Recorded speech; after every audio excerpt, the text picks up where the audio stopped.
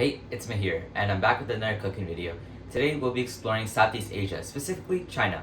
We'll be making mapo tofu.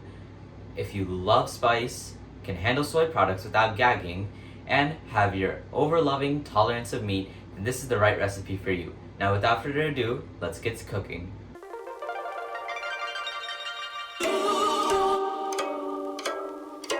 So we're gonna do a quick, brief background check of where this recipe originates from. This recipe originates from Sichuan, China, a province which is overwhelmingly known for its spicy food. So in this dish, it's a basically all-you-can-eat spice fest. We have your ginger, we have your garlic, we have the chili powder, we have the Szechuan peppercorns, which is, you're gonna have to do a little bit of finding on the internet or go to your local Asian grocer. And we also have bean paste, not just any bean paste. I'll get into that a little later.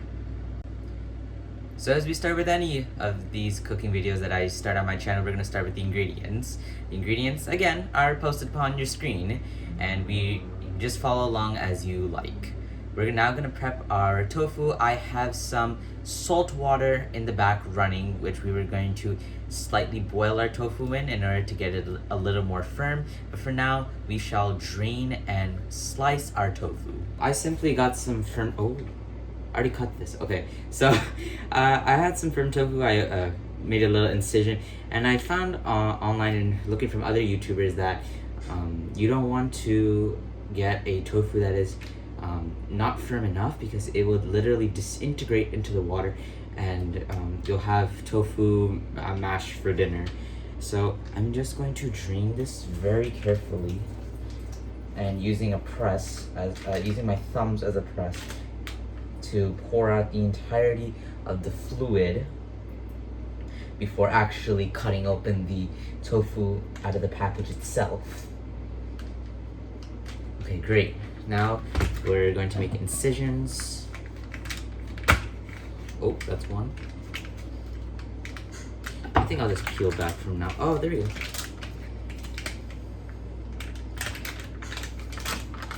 And there you have your flip. And there you have it. You have the vegetable version of Jello, tofu. So now it's time to actually work with the tofu itself, and I'm just gonna do some close-up angles so you can see how it's cut. So you're gonna take your knife and you're just gonna make simple cubes. You're gonna go 1 down, you're gonna go 2 down, turn, 1, 2. And there you should have some sort of cube-like shape. Now we are just going to repeat with the rest, and then we will start boiling our tofu. So I'm just going to speed this up, and you will enjoy some montage of me cutting some tofu.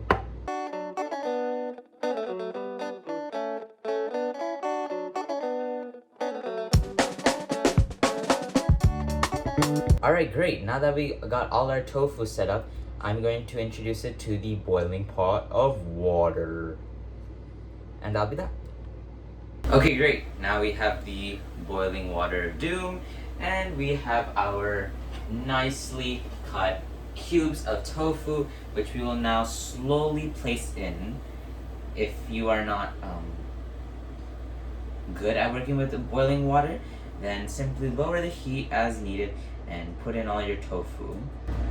Oh no, tofu.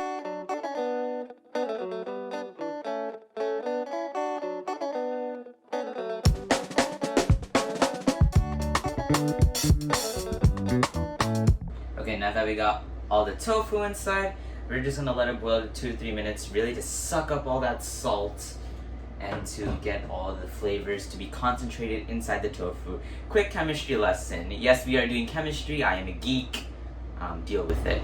Okay, so the reason that salt dissolves in water is actually because water takes the salt and chloride, which is sodium chloride, or known as table salt, takes the positive sodium ion and the negative chlorine ion and breaks it apart using hydrogen, also known as our good drink of water. So enough with that chemistry lesson. Now we'll wait for the tofu to boil over and we will get to our chicken. Great, now that the tofu is done, I completely killed the heat and set it on to another stove top. And now we will start getting our chicken ready. But with all chicken, you need some sort of fat to cook it in. So for this one, you will be using 4 tablespoons, yes, I said it, 4 tablespoons of oil. Preferably a neutral oil. I will be using olive oil for the sake of olive oilness. And yes, we will use this much oil because we are trying to get this nice red oil that you'll see in the finished product, which is supposed to really coat the tofu and chicken and all this spiciness. So without further ado, we're going to start cooking our chicken. And now that we have our oil, we will add our first tablespoon of oil, our second, and usually my family it's just one rotation of this huge pan is 1 tablespoon, but I like exact measurements, so we will use those. And finally, as we come up, 4 tablespoons. Now you want to swirl this around until it coats the entire bottom of the pan so that the chicken can cook evenly. And we are going to touch raw chicken, so with any chicken or raw meat, let's use some gloves. So now to your heated oil, we have some ground chicken. So we will now add our ground chicken with gloves. I'm just gonna get all the water out.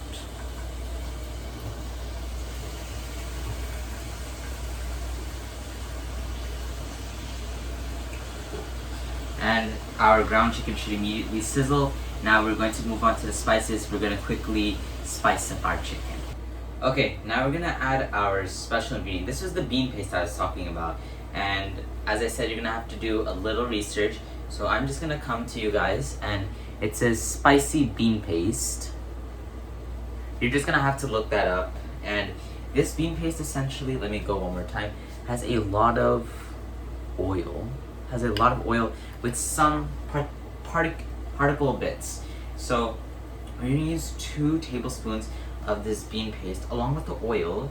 So as I said, a main factor of this dish is in the oil. So you want it to glow red, like Satan threw his hot blood inside this dish.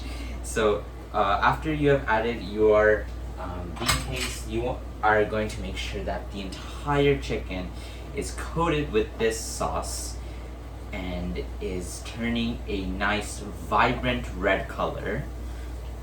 So we're gonna do that now.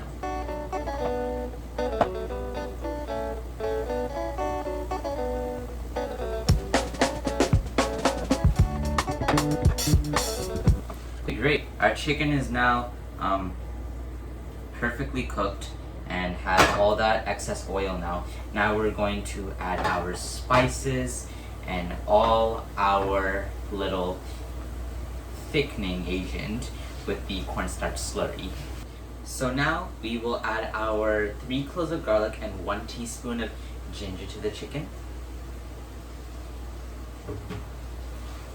Quickly saute. And now we're going for the red chili powder, which is gonna up the ante on this spice.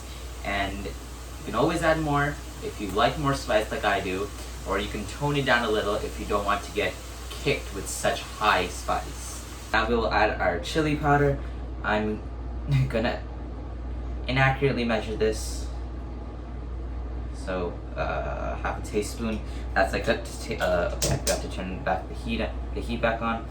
So that's about like half a teaspoon, and with all the remnants falling, that's about half.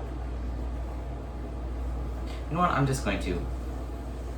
Yeah, there you go. We're simply gonna mix the chili powder with the chicken. Now you hear all that sizzle. It's craving for that spice.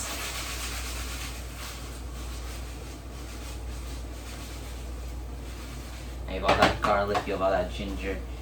Welcome to Flavor Town, kids.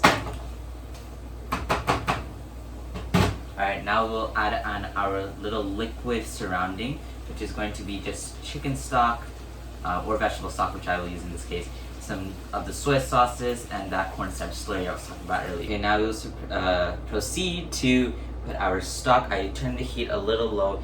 I'm just gonna actually lower it again after turning it back on. So 1 cup of veggie stock. I love Progresso because it's really good. And it's great for making any ideal sauce, soup, etc. To this you will also add 1 tablespoon of regular soy sauce. And to this you will also add 1 teaspoon of dark soy sauce. That's more for color purposes and gives a little bit of sodium. I'm also gonna just take some of the liquid that we have from the chicken, add in the dark soy sauce and mix it. You want no dark soy sauce left behind. And just stir evenly. A teaspoon of sugar. I just have this canister of sugar that I have here, and I just go for a pinch because that's usually what I usually estimate by when it comes to sugar. And I'll just add a little more, and that's the sugar. And finally, some vinegar. You can use white distilled vinegar, but to keep it with the occasion, I'm going to use a little bit of rice wine vinegar. Rice vinegar also works just as fine. Finally, we'll add our cornstarch and water slurry mixture. You want it to resemble some sort of like water, but you don't want it to be super pasty, or else you're going to get clumps of cornstarch inside your meat mixture, and then you'll be eating clumps of cornstarch, and yeah, that's not going to be really good.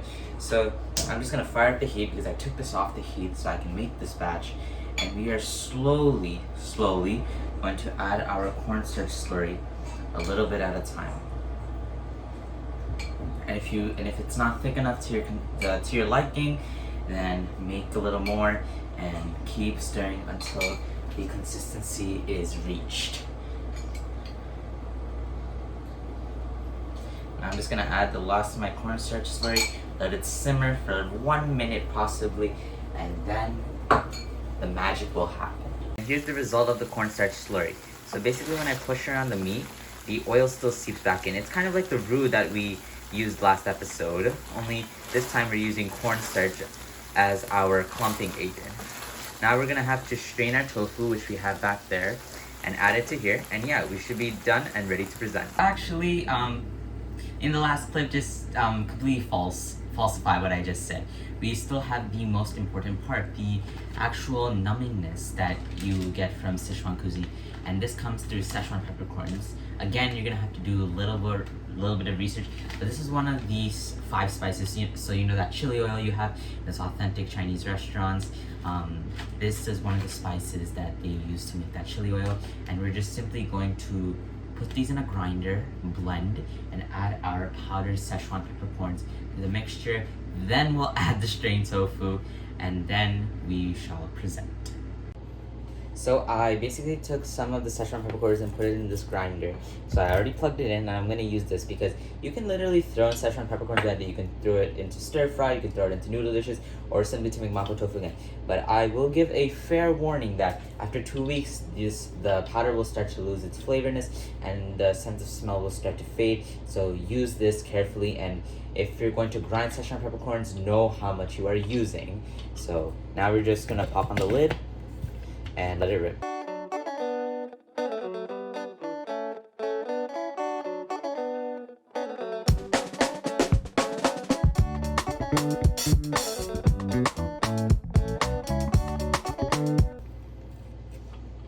Okay, we still have a non-finely grated, so I'm gonna blend it some more.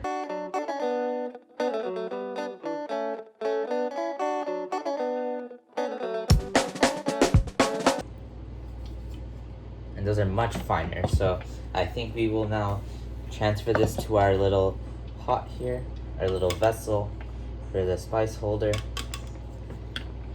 And now we will add our now newly Szechuan peppercorn powder to the mapo tofu.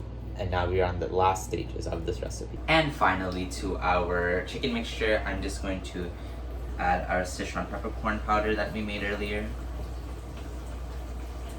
Use about a tablespoon, so I think Alright, there you go. Now mix.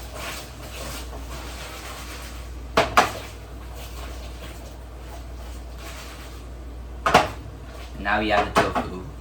And to our now strained tofu, we will add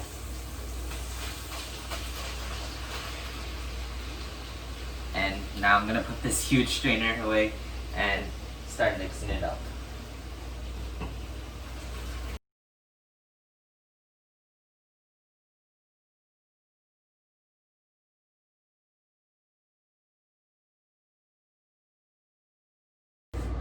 Finally, we'll put some scallions that I cut, prepared,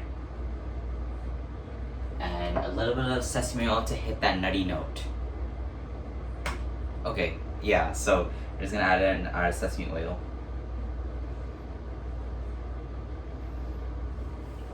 And that's it for this recipe. Now, the view, which will be right up next. And that's it. That's how you make mapo tofu. Serve this up with some rice, some udon noodles, some dumplings, and whatever you want. Now we eat.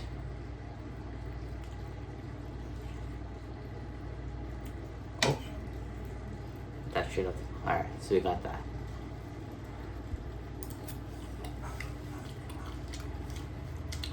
The spice is there, the sesame oil is there, the meat, and the jiggly tofu is all there. And that's the end of the episode. Hope you loved it. Hope you got something new under your cookbook belt. And I hope to see you guys in the next episode.